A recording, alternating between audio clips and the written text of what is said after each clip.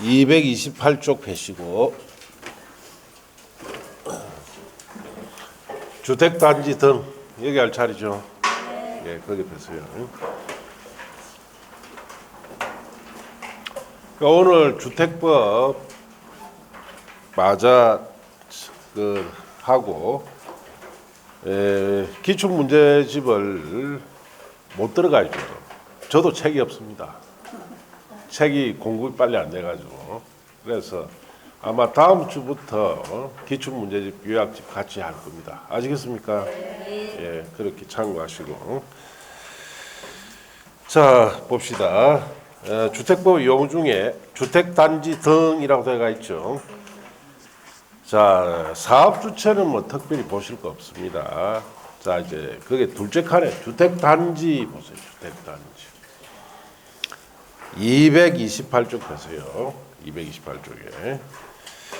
자, 주택단지 뜻은 사업계획 승인을 받아 주택가, 부대시설 및 복리시설을 건설하거나 대지를 조성하는 데 사용되는 일단의 토지를 주택단지다 이렇게 이야기합니다. 자, 관로안이 줄차돼요. 철도, 도로, 도로 중에는 폭 20m 이상의 일반 도로, 폭 8m 이상인 도시계획 예정도로 등으로 분리된 토지는 별개의 주택단지로 본다까지 줄쳤습니까? 그 줄친 부분이 여러분 시험에 여러 번 옵니다. 자, 그래서 그 말이 무슨 말이냐 이런 뜻이죠. 자, 여기 이렇게 뭐 만세대짜리 아파트 단지다 이런 데 가보면은 여기 단지 중간에 이렇게 차가 다니는 일반 도로가 있겠죠. 자, 일반 도로가 있으면은 이 일반 도로 폭이 얼마 이상 20m 이상일 때는 이쪽과 이쪽을 무슨 단지로 봐라? 별개의 단지로 봅니다.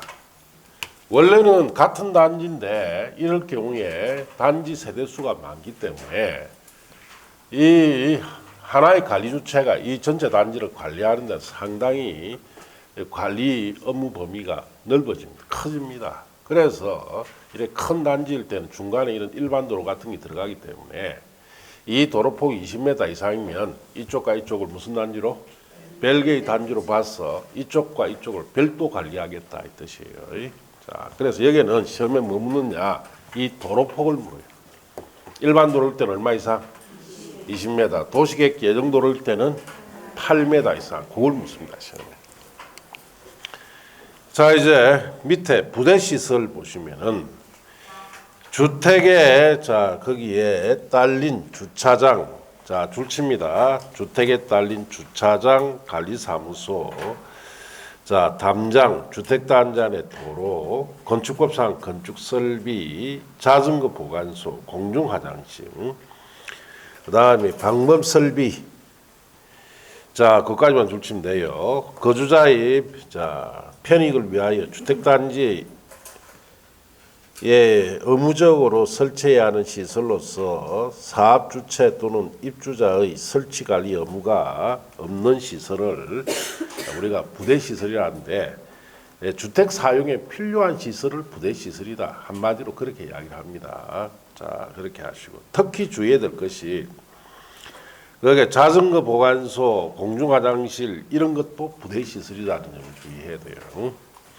자, 복리시설은 주택단지 입주자 등의 생활복리를 위한 줄칩니다. 어리 놀이터, 자, 근린생활시설. 물론 근린생활시설에서는 장의사나 총법 판매소, 단란주점, 안마시설도 다중생활시설은 제외하고 유치원, 주민운동시설 및 자, 경로당, 종교시설, 지식산업센터, 사회복지관, 자, 그다음 공동작업사, 작업장, 주민공동시설까지 줄치면 돼요. 등으로서 자, 입주자를 위한 이런 시설들을 뭐라 부른다? 복리시설. 시험에는 부대시설, 복리시설 구분하는 문제가 나옵니다. 그런데 쉽게 구분이 돼요. 입주자를 위한 거냐, 주택 사용에 필요한 시설이냐, 그렇게 구분하시면 돼요. 기반시설은 국토계획 및 용역에 관한 법률의 기반시설을 말하고 기간시설은 줄칩니다. 도로, 상하, 수도, 전기, 가스 시설, 자, 그 다음에 통신시설, 지역난방시설 같은 것을 무슨 시설이다? 기간시설이다.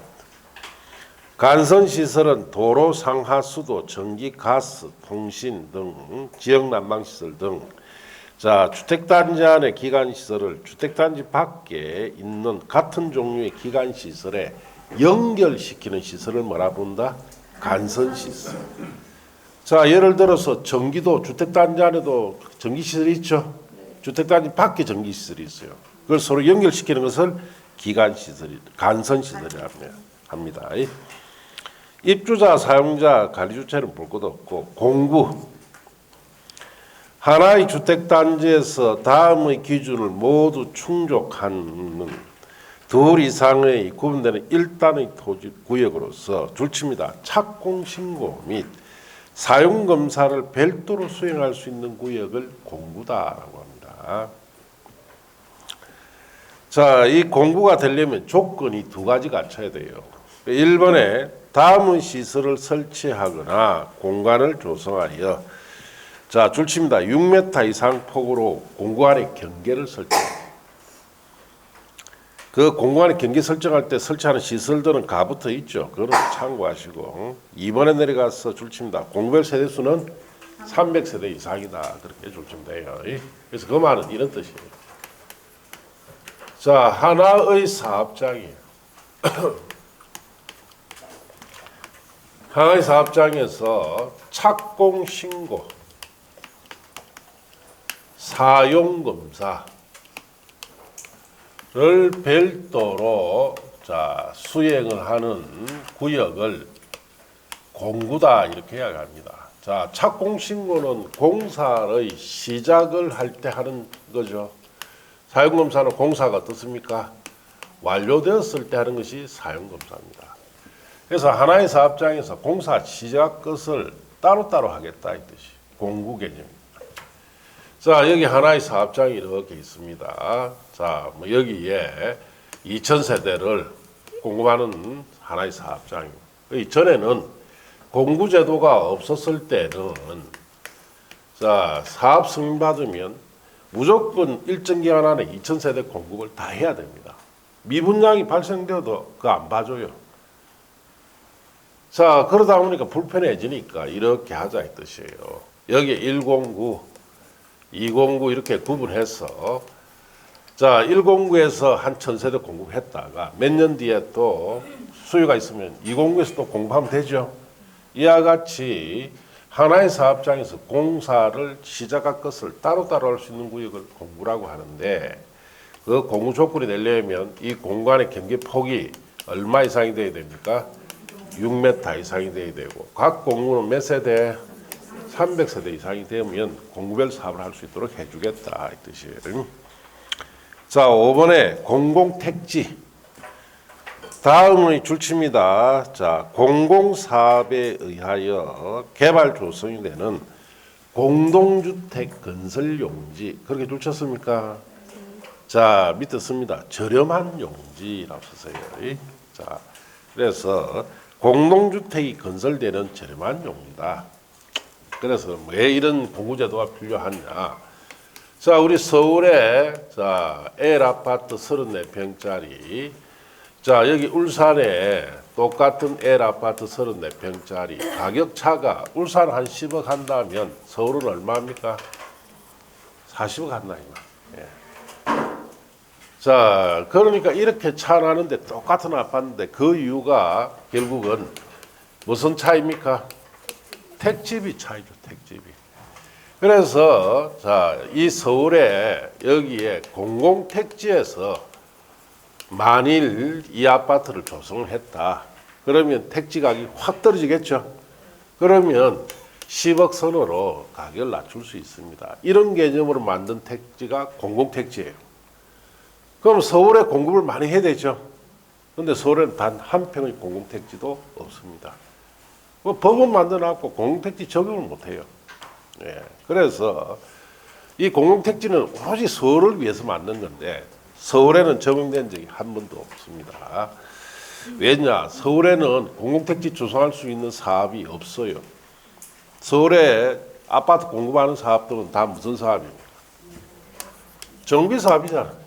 재개발, 재건축 사업이죠. 자, 정비 사업으로는 공공택지 조성을 할 수가 없어요. 왜? 정비 사업은 땅값이 어떻습니까? 비싼 거 사니까. 그래서 그 다음 페이지에 그 수십 가지 사업 중에 정비 사업은 들어가 있지 않습니다. 예. 자, 그래서 거기에 주의할 사업이 거기에 보시면은 자, 거기에 바를 보세요. 바가 아니고 거기에 바를 보시면 도시개발 사업이라 되어 있죠. 자, 도시개발 사업은 관란에 공공시행자, 공동출자 법인이 해당하는 시행자. 자, 갈로 떼놓으시고 수용 사용 방식으로 시행하는 사업과 혼용 방식 중 수용 사용 방식이 적용되는 구역에서 시행되는 사업만 해당한다. 자, 도시개발 사업에서는 어떤 방식만 해당된다는 뜻이에요? 수용 사용 방식만 조성해라 이 뜻이에요. 그 옆에 듣습니다. 자, 한지 방식 조성이 된다 안 된다? 안 됩니다. 자, 그리고 정비 사업으로 조성할 수 있습니까? 안 됩니다. 이런 점을 알고 있습니다. 그래서 서울에는 이걸 적용할 수가 없어요. 한지 방식으로 서울은 뭐 도시할 사업하는 한지 방식입니다. 집값 비싸니까. 정비 사업 대부분 하죠. 이거로 조성이 안 되니까 서울에는 단 한 평의 공공택지도 없다는 이야기입니다.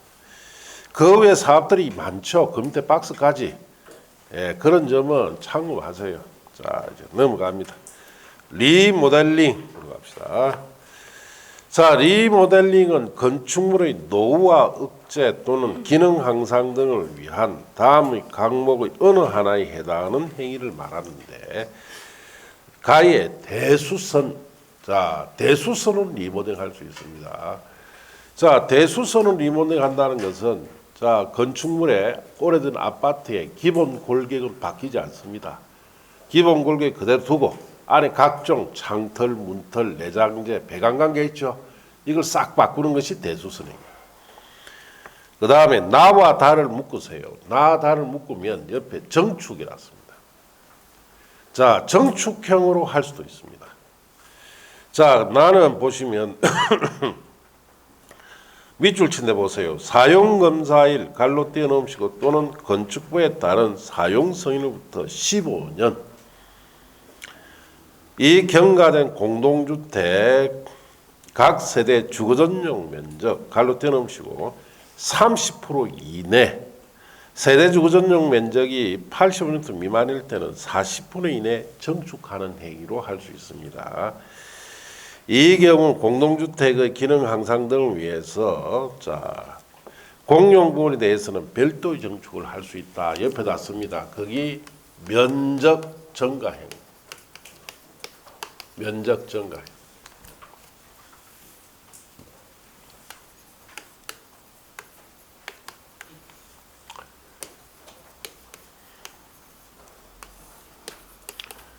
자, 그래서 정축형에는 첫째, 면적 증가형이 있다. 자, 그 다음에 다에 보시면 나목에 따른 각 세대 정축 가능 면적을 합산한 면적 범위에서 기존 세대수 15% 이내에서 세대수를 증가시키는 정축하는 행위. 이걸 뭐라 합니까? 세대수 증가형. 자, 그럼 세대수 증가형은 기존 세대수에 자, 얼마를 늘린다는 뜻이에요? 15% 정도 자, 늘릴 수가 있다 이 뜻이에요. 자, 그리고 거기에 보시면 다만 다음에 수직으로 정축하는 행위, 즉 수직 정축형 리모델링은 다음 요건을 모두 충족해야 되는데 1번 자, 기존 건축물 층수가 15층 이상일 때는 줄칩니다. 몇 개 층? 3개, 3개 층 이하로. 자, 밑에 줄에 기존 층수가 14층 이하일 때는 줄칩니다. 몇 개 층? 2개 층 이하로. 그 그 다음에 이번에 리모델링 대상 건축물을 구조도를 보유하고 있어야 돼요. 자, 그래서 이 세대 수정가형은 두 가지입니다.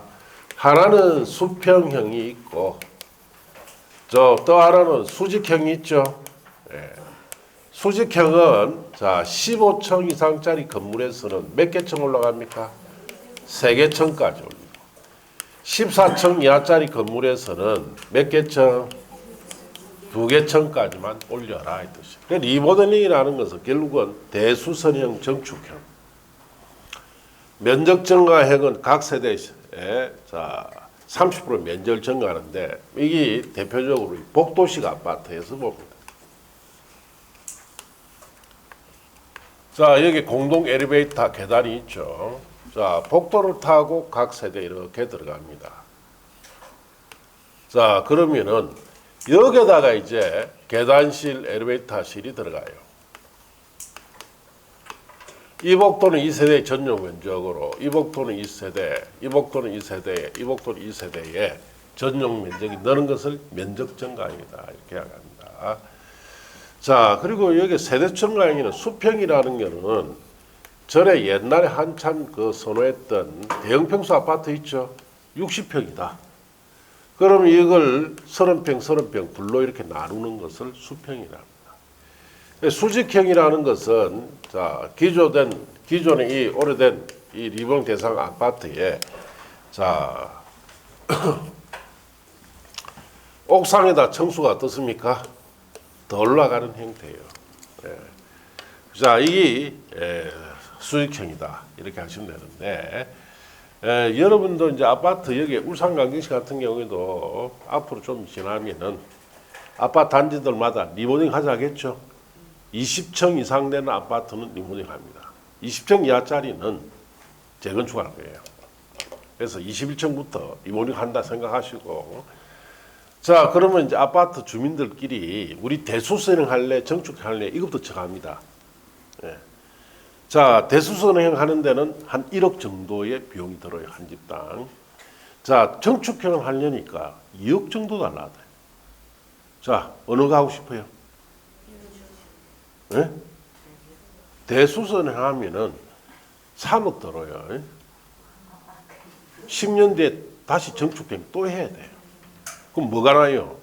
이익이 났단 말이에요. 그리고 나중에 대수선 했냐하고 정축형 했냐에 따라서 아파트 가격이 어떻습니까? 달라집니다. 이거는 완전히 구조까지 다 바꿔보죠. 거의 새로 지어줍니다, 아파트를. 그래서 자산 가치로서는 뭘 해야 된다? 정축형. 자, 이제 정축형을 하는데 이런 아파트는 당연히 뭘 하겠습니까? 면적 증가해요. 복도식 아파트는 무조건 면적 증가해요. 합니다. 자, 이제 대형 평수는 수평하고 그냥 일반적으로 한 34평짜리 아파트 있죠. 그건 뭐 한다? 이거 해요. 수직형. 그래서 밑에 모든 가구, 여기 있는 세대 전부 다 기초 보강할 거 보강 다 하고 새로 싹 바꾸고 위에다 또 새로 올린단 말이에요. 예. 자, 그래서 이런 비용은 많이 들겠죠. 그럼 누가 부담해야 돼요? 주인이 부담해야 됩니다. 예. 그래서 이 중에 한 가지를 앞으로 하게 됩니다. 그래서 이제 돈 비용 부담을 다 해야 됩니다. 그래서 이 같은 경우에는 집주인이 하나는 자기 쓰고 하나 일반 분양 시켜버리면 자기가 비용 부담을 일부는 부담할 수 있죠. 요거 같은 경우에는 위에 이걸 일반 분양 시켜버립니다. 위에 세대를. 그리고 그 비용을 가지고 일단 비용을 처리하고 부족한 것만 각 주민들이 부담을 합니다. 자, 그래서 이거는 뭐 오로지 면적 증가액은 건 집주인이 다 부담해야 돼요. 자, 그렇게 아시면 됩니다. 자, 앞으로 이런 리모델링 시대가 옵니다. 7번에 리모델링 기본계획. 자, 줄칩니다. 세대수 증가형 리모델링 거기 줄치고. 자, 세대수를 증가시키는 리모델링이 난 도시가밀, 이수요 집중 체계적으로 관리하기 위해서 수립하는 계획을 뭐라 부른다? 리모델링 기본계획이다. 이렇게 합니다. 자, 이제 주택건설로 갑시다. 자, 여기에 주택 건설은 이제 여기서부터는 주택을 대량으로 건설을 어떻게 할 거냐 이걸 봐요. 한두 채 짓는 게 아니죠. 대량 건설입니다. 자, 그러면 제일 먼저 누가 이 주택 건설 사업을 할 거냐? 사업 주체부터 크게 세 가지죠. 등록 사업자. 자, 국토교통부 장관에게 등록을 하게 되면은 자, 이 주택 건설 사업을 할 수 있는 자를 등록 사업자다 이렇게 하고 등록 대상 규모 연간 단위입니다. 1년간 단독 주택을 건설하겠다 하면은 최소 20호 이상을 건설할 때는 등록해야 됩니다. 공동주택은 20세대 이상 자, 건설할 때, 그다음 도시형 생활주택일 때는 30세대 이상, 대지 조성할 경우에는 1만 제곱미터 이상 할 경우에 등록합니다. 그럼 이 규모 이상 사업을 할 때는 등록해라 이 뜻이에요. 또 비등록 사업자도 있죠. 등록하지 않고도 이런 사업을 할 수 있는 자도 있고, 그 다음에 공동사업자도 있습니다. 자, 공동사업자에는 두 가지 형태가 있어요. 첫째는 임의적 공동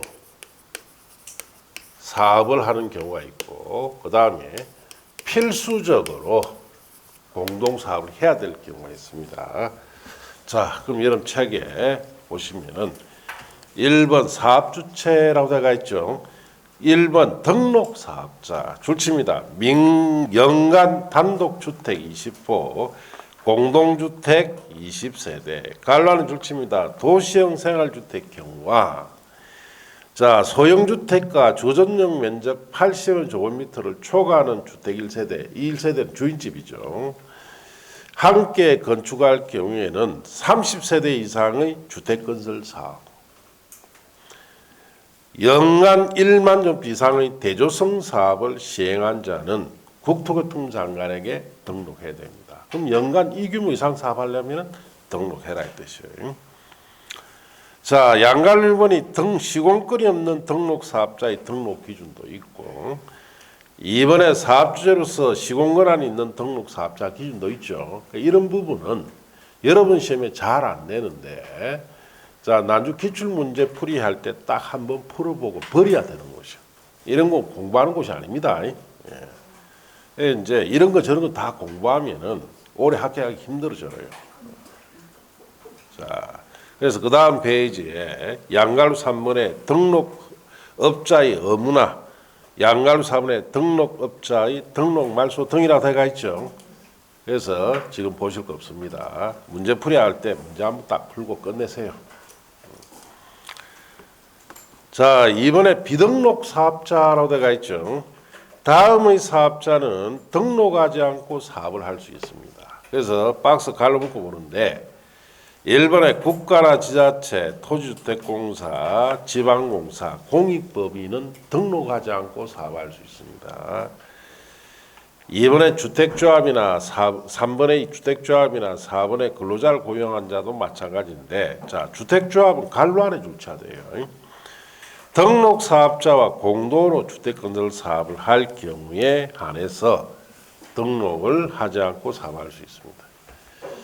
자, 그 다음에 네 번째, 근로자를 고용한 자도 관로 안에 줄칩니다. 등록사업자와 공동으로 주택건설 사업을 할 경우에 한해서 등록하지 않고 사업할 수 있습니다.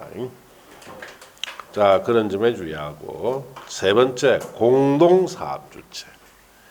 자, 공동사업체는 두 가지 유형이 있죠, 크게는. 자, 근데 지금 그 표는 세 칸으로 되어 있죠. 자, 첫째 칸에 토지 소유자가 주택을 건설할 경우에 등록사업자 공동으로 사업을 시행할 수 있다고 되어 있죠. 꼭 하는 거 아니에요.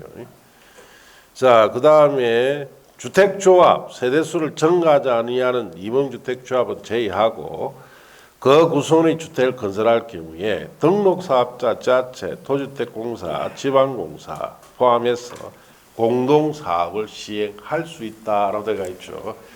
그 첫째, 둘째 칸을 옆에 묶어서 요 말씀 돼요. 그거는 임의적 공동사업이다. 필수적이 아닙니다. 그래서 토지 소유자와 주택조합은 임의적으로만 공동사업한다 이것이.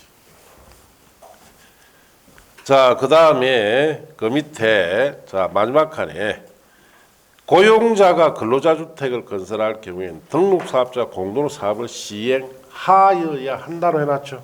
하여야 한다 그게 밑줄 치실 거예요. 그거는 필수적 공동해라 이 말이죠. 예. 그래서 고용자는 필수 공동사업을 해야 됩니다. 자, 양갈로 이번에 등록사업자의 손해배상 줄칩니다. 주택조합과 등록사업자가 공동사업을 시행하면서 시공할 경우가 줄침이었고, 등록사업자는 시공자로서의 책임뿐만 아니라 자신의 기책 사유로 사업 추진이 불가능하게 되거나 지연됨으로 인한 조합원에게 입힌 손해를 배상할 책임이 있습니다. 그래서 주택조합과 등록사업자 공동사업할 때는 등록사업자의 책임이 어떻습니까? 가중이 된다 그 뜻이다 이렇게 하시고, 자 내려가서 주택조합. 자 주택조합은 여러분 시험에 매우 중요한 부분입니다. 자 그래서 이 주택조합에 관한 것이 여러분 교재에 어디까지 되어 있느냐 하면은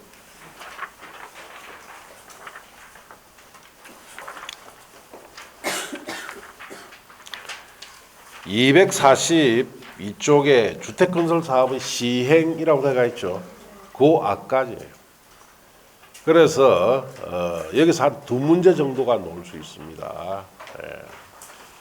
자, 그래서 이 주택조합이라는 제도는 우리가 처음에 우리나라에 도입을 할 때는 이렇게 법이 많지 않았습니다. 간단했어요. 그러다 보니까 전국적으로 사익분들이 너무 설쳤죠. 너무 많은 사람들에게 피해를 줬어요. 그 아직 해결됐습니까? 그냥 연금 미제 사건이에요. 예. 그냥 덮은 겁니다. 왜? 정치적으로 부담되니까 그렇게 했죠. 정치인들하고 연관이 다 돼 있다고 봐요. 자, 어쨌든 뭐 시험에서는 중요하니까 자 그렇게 하시고.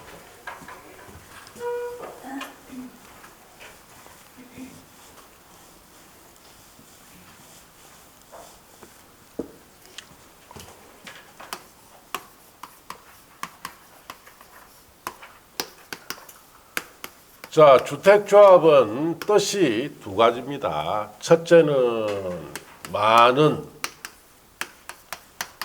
수의 구성원, 이 구성원의 주택을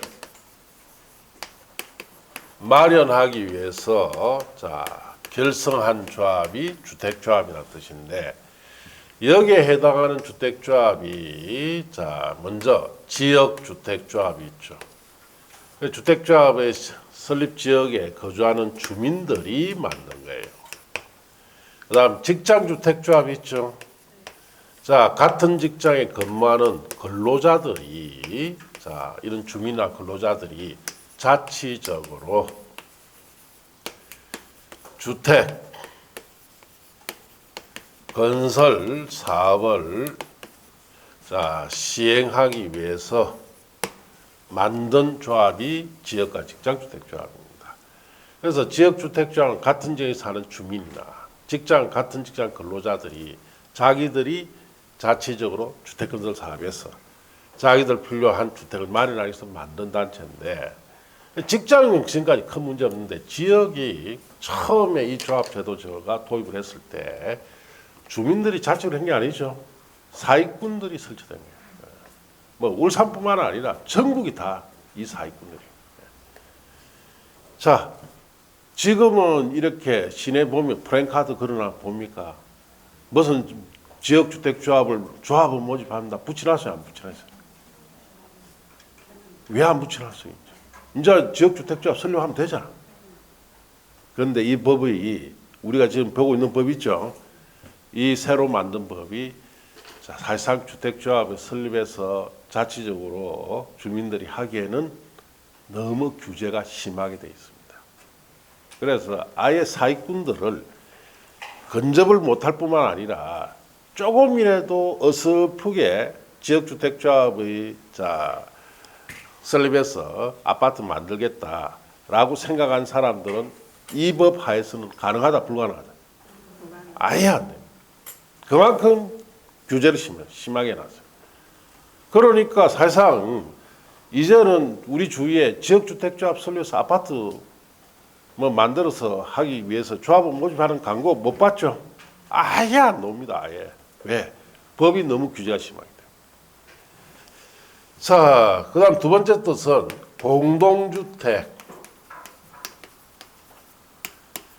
리모델링 하기 위하여 결성한 조합이 있죠. 자, 이걸 우리가 리모델링 주택조합이라는데, 자, 공동주택의 소유자들이 만든 단체입니다. 그럼 이 리모델링 주택조합은 왜 필요하냐? 자, 공동주택의 리모델링을 좀 더 용이하게 하기 위해서 이 조합 제도가 필요합니다. 자, 일반적으로 여러분 살고 있는 아파트 단지에 입주자 대표회가 있죠. 입주자 대표회가 우리 아파트 한 30년 되니까 리모델링 합시다라고 하면은 전원 동의 받아야 돼요. 그러면 한 사람 반대면 할 수 있다 없다? 못하지만 조합을 만들면 75% 동의만 받으면 할 수 있기 때문에 리모델링을 좀 더 용이하게 할 수 있도록 하기 위해서 도입한 제도다, 이렇게 아시면 돼요. 자, 그러면 이제 여러분이 이 주택조합에서는 뜻이 이렇는데 뭘 배우느냐? 자, 어떻게 설립하고 운용하는지를 배워요. 그래서 주택조합을 만들려면은 제일 먼저 뭐부터 해야 되느냐? 조합은 모집부터 해야 되죠. 자, 모집이 되었습니다. 어느 정도. 그러면은 그 다음에 조합의 설립을 해야 됩니다. 그래서 설립을 하고, 설립이 되고 나면은 그 다음에 사업 계획의 만들어서 승인 단계로 가야 돼요. 그래서 주택건설 사업 해라 이 뜻이에요. 만일에 사업계획 승인을 일정 기간 받지 못하고 사업이 제대로 안 된다면은 조합을 어떻게 해야 됩니까? 해산시켜 버려야 되죠. 이런 단계로 배운다, 이렇게 하시고. 그래서 지금 요약집엔 이런 순서로 돼가 있습니다. 전에 우리 보던 두꺼운 책 있죠? 뒤죽박죽이 돼가 있어요. 요약집 바르게 이렇게 돼 있으니까 그대로 보시면 돼요. 자, 책을 봅시다. 자, 232쪽에 보시면은 주택조합의 의의라고 되어 있죠. 많은 수의 구성원이 사업계획 승인받아 주택을 마련하거나 리모델링하기 위하여 결성하는 다음의 강목의 조합을 말하는데, 지역주택조합은 다음 구분에 따른 지역에 거주하는 주민이란 말의 동그라미, 주민이 주택을 마련하기 위해서 설립한 조합으로서 지금 현재 설립 단위는 방갈로 1번부터 방갈로 9번까지를 한마디로 딱 줄여서 알고 있어야 되죠. 자, 시도 단위로 설립합니다. 시군 단위가 아니고 뭐? 시도 단위. 자, 직장주택조합은 동일한 직장의 근로자란 말의 동그라미. 자, 근로자가 주택을 마련하기 위해서 설립한 조합이고, 리모델링 주택조합은 공동주택 줄칩니다. 소유자가 주택을 리모델링하기 위해서 설립한 조합이다, 그렇게 하시면 돼요. 자, 그러면 제일 먼저 우리가 주택조합을 만들려면 조합은 모집부터 해야 되죠. 그래서 거기에 이번에 모집 신고 및 공개 모집이라 되어 있죠. 이게 이제 첫 주택조합을 만드는 시작점입니다. 줄칩니다. 지역주택조합, 직장주택조합 줄치고, 자, 지역과 직장주택조합은 조합원을 모집해야 돼요. 그럼 리모델링은 왜 안 합니까? 리모델링은 기존에 살던 아파트를 리모델링 하는 거죠. 그건 조합을 모집할 필요가 없어요. 설립인가를 받게 하여 조합원을 모집할 때는 해당 주택 건설 대지의 50% 이상이란 말에 주의하시고, 해당하는 토지 사용권을 확보하여 줄칩니다. 관할 시향구청장에 신고하고 공개 모집 방법으로 조합을 모집해야 한다. 그렇게 줄칩네요. 자, 그래서 이 규정은 옛날에 사기꾼들이 설치던 이런 규정이 없었습니다. 아예 이런 거 없었어요. 그래서 사기꾼들을 근절시키기 위해서 자, 이제 지역이나 직장주택조합을 만들려면은 사용료는 얼마 확보해야 됩니까? 50% 확보하고 시장구청장에 신고하고 공개모집 방법을 해라 이 뜻이에요. 3번에 재모집 등에 가서 1항에도 불구하고 공개모집 이후에 조합원의 사망, 자기상실, 탈퇴 등으로 인한 줄칩니다. 결혼을 중원하거나 그걸 줄치고 미달된 조합원을 줄칩니다. 계속 재모집할 경우에는 신고하지 않고 선착순 방법으로 조합을 모집할 수 있다. 그렇게 줄치면 돼요. 그래서 결혼을 충원하거나 재모집할 때는 자 신고 없이 선착순 해라 이 뜻이에요. 4번의 신고 수리 1항에 따라 신고받은 시향구청장은 신고 내용이 이 법에 적합한 경우에 신고를 수리하고 그 사실을 신고인에게 통보해 줍니다. 신고 수리 거부 시장구청장은 다음 각고 어느 하나에 해당할 경우는 조합원 모집 신고를 할 수가 없는데 자 신고 수리 거부 사유가 4가지가 있어요. 밑줄 칠하는데 보면 됩니다. 이미 신고된 사업대지 전부 일부가 중복되는 경우 자 이럴 때는 신고 수리하지 말아야 돼요. 그래서 전에 옛날에는 사기꾼 설치할 때 이렇습니다. 이 대지가 하나 있어요. 여기에 갑이 이걸 가지고 조합을 모집하고 을도 모집하고 병도 모집하고 정도 모집하고 예, 사기꾼들이 대지 하나 가지고 맨 놈이 설치가면서 뽑아먹는 거예요. 예. 자 얼마나 돈 벌기 좋습니까? 이렇게 하나 프랭카 들고 사무실 하나 좀 해놔놓고 전화 하나 하니까 와서 돈을 갖다 주죠. 예. 그 조합비 얼마입니까? 5천만 원입니다. 아, 그럼 5천만 원. 예. 그래서 몇백억씩 빼먹는 거예요. 그러니까 이런 거 이제 신고 수리 해준다, 안 해준다? 안 해줍니다. 자, 그 다음에 자 2번에 밑줄 보시면은 해당 주택 건설 대지에 조합주택을 건설할 수 없을 경우에도 거부하고 3번에 신고 내용이 법령에 위반됐을 때도 거부하고 4번째 신고 내용이 사실과 다를 때도 거부합니다. 자 그러면 이런 부분 시험에 안 물었는데 물는다 하면 결국 뭐 묻겠습니까? 1번, 4번을 묻겠죠. 2번, 3번을 왜 안 물을까요?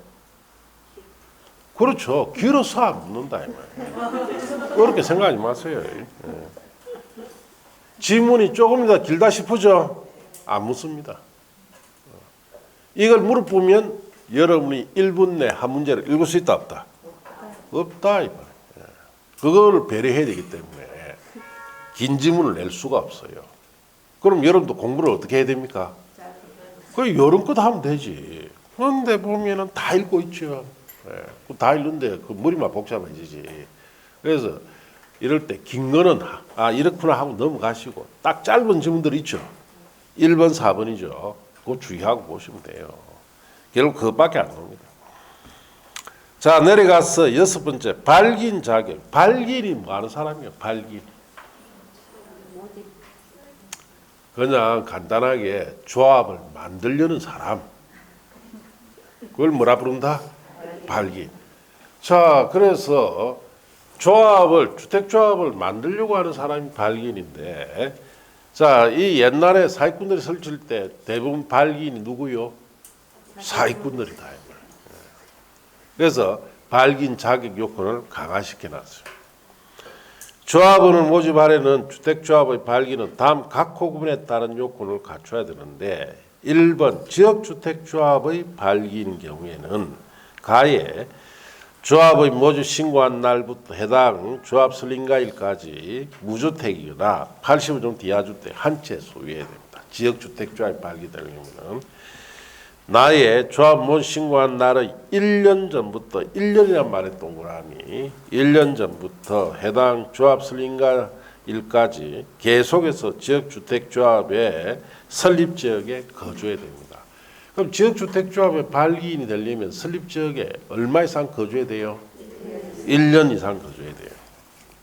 이번에 직장주택조합의 발기인의 경우 다음 각호 요건을 모두 갖추는데 가에 1호 과목에 해당할 것, 즉 지역주택조합의 가에 해당하는 무주택이나 80주택 이하주택 한 채 소유해야 되고, 나의 조합을 모두 신고하는 날에 현재 동일 국가기관 지자체 법원에 근무하는 사람이 되어야 지역주택조합의 발기인이 됩니다. 그럼 여기는 시험에 낸 다음에 뭐 오느냐?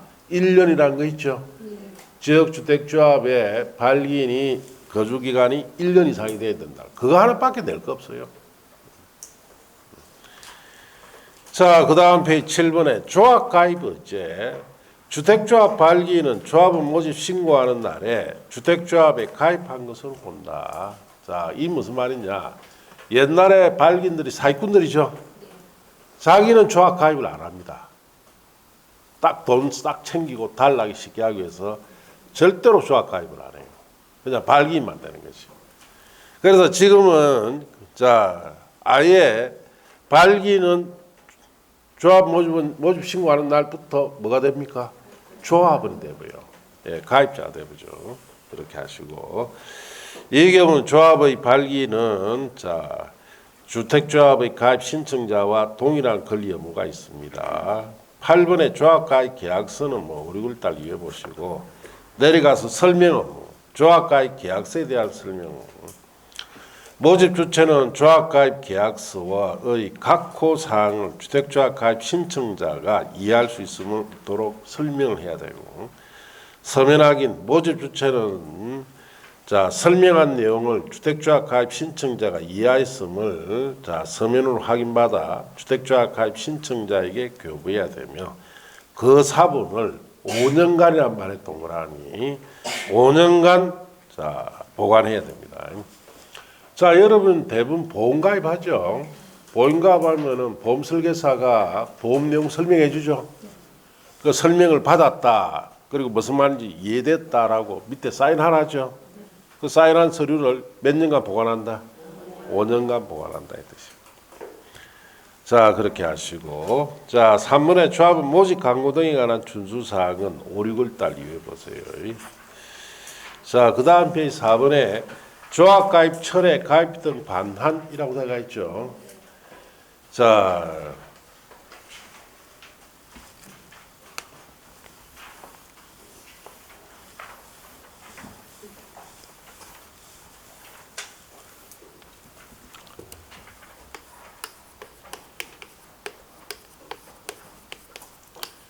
가입비 등을 예치한 날부터 30일 내에 청약을 철회할 수 있습니다. 자, 이제 조합 가입 계약도 했고 가입비도 냈습니다. 자, 그리고 며칠 뒤에 생각해 보니까 변심이 생겼죠.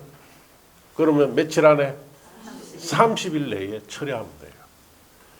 자, 그리고 30일 이후에는 청약 처리를 할 수 있다 없다? 못합니다. 그럼 30일 이후에는 정식으로 조합을 어떻게 된다? 탈퇴해야 돼요. 30일 안까지만 청약을 처리할 수 있도록 해줍니다. 자, 그래서 가입비 등을 얼마를 냈느냐? 5천만 원을 냈다 이 뜻이요. 자, 그럼 30일 내 청약 처리할 때는 5천만 원이 그대로 돌아옵니다. 알겠습니까? 30일 이후에는 청약 처리가 안 되죠. 조합 탈퇴를 해야 돼요. 탈퇴를 할 때는 5천만 원이 그대로 안 들어옵니다. 20%를 손해봐야 됩니다. 그럼 4천만 원밖에 안 돌려줘요. 자, 그렇게 하시고. 자, 그래서 조합의 가입 철회, 가입비 등 반환해 봅시다. 1번 가입비 등 예치 의무. 모집 주체는 주택조합 가입의 신청한 자가 주택조합 가입 신청한 때 납부해야 할 일체의 금전, 가입비 등을 자, 거기에 줄쳐놨는데 거기에 한 번 더 줄치세요. 중요합니다. 은행, 재신간서, 보험회사, 신탁업자에 예치하도록 해야 한다. 그렇게 했습니까? 네. 자, 전에는 사기꾼들이 설칠 때는 어디다 예치했습니까? 사기꾼들 주머니에다 예치해놨죠. 그런데 지금은 아예 조합에 조합장이든 발기든 이 돈 손을 못 대도록 은행, 재신관서, 보험회사, 신탁업자 이런 데 예치해야 돼요. 그래서 요즘은 지역주택조합을 만든다 안 만든다? 안 만들어요. 한번 생각해 보세요. 자, 지역주택조합을 만들어서 조합장이라는 사람이 자 거기에 점심무야 됩니까? 점심무야 되죠. 예, 그럼 식대 자기 돈 써야 됩니까? 조합에서 돈을 써야 됩니까? 어디다 돈을 예치해놨는데? 예, 은행이나 이런 데 예치해놨죠. 그거 일일이 밥 한 끼 먹는까지 다 써서 제출하고 영수증도 또 제출하고 다 해야 돼요. 귀찮아서 한다 안 한다?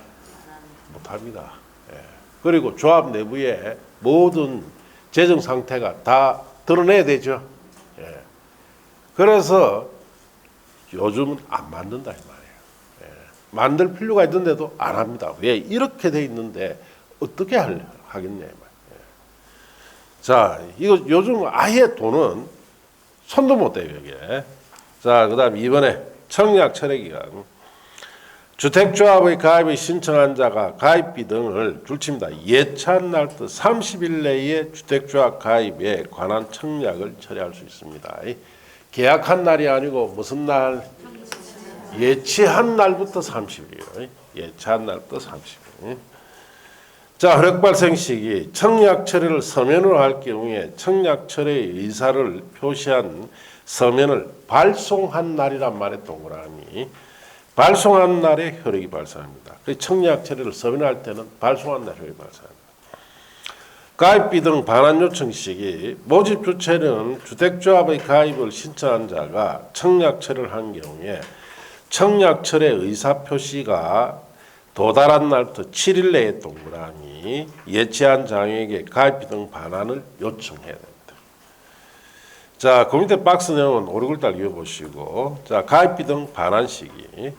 예치한 장은 가입비 등의 반환 요청받은 경우에는 요청일로부터 10일 내, 그게 동그라미, 가입비 등 예치한 자에게 반환해야 됩니다.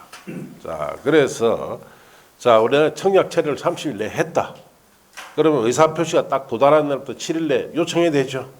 예치한 장한테 돌려주라고. 예치한 장은 또 이 요청받으면 10일 안에 돌려준다 이 뜻이.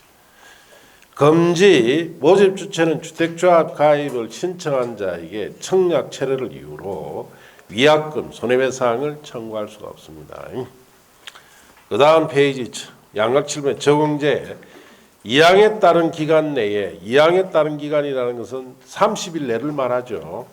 30일 내에 청약 체류 기간에 이 뜻이에요.